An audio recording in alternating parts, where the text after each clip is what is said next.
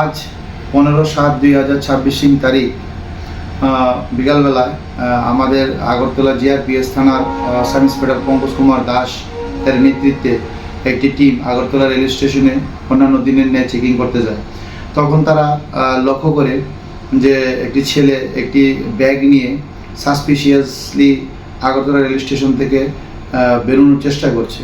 তখন তারা এই সন্দেহের উপর ভিত্তি করে ওই ছেলেকে আটক করে এবং তার ব্যাগ তল্লাশি করে 150 বোতল কন্ট্রাব্যান্ড স্কোপ তার কাছ থেকে উদ্ধার করে তাকে সঙ্গে সঙ্গে আটক করে এবং প্রাথমিক জিজ্ঞাসাবাদে সে জানায় যে এগুলি সে বহিরাজ্য থেকে ত্রিপুরায় এনেছে মানে পাচার করার জন্য এবং বিক্রি করার জন্য।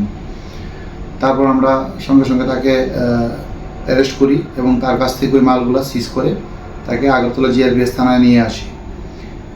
তার বিরুদ্ধে একটি এনডিপিএস ধারায় আমরা মামলা নথিভুক্ত করেছি যে উদ্ধারকৃত মাল যে 150 বোতল স্কপ কফ সিরাপ বর্তমানে তার কালোবাজারি মূল্য হবে প্রায় 3 লক্ষ টাকা।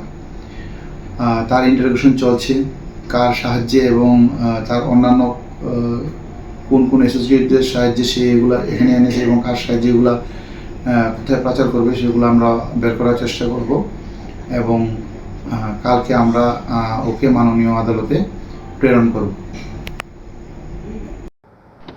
বাড়ির ছেলে ডাক্তারি পাশ করে ফিরছে, তাই সেলিব্রেশন চলছে নানা পদের রান্না। শেফদের পছন্দ সিস্টার মশলা, যা মডার্ন টেকনোলজি এবং স্বাস্থ্যসম্মত। টেস্টিও সিস্টারের রান্না, প্রতি পদে স্বাদের বাহার। সিস্টার, নিশ্চিন্তের প্রতীক।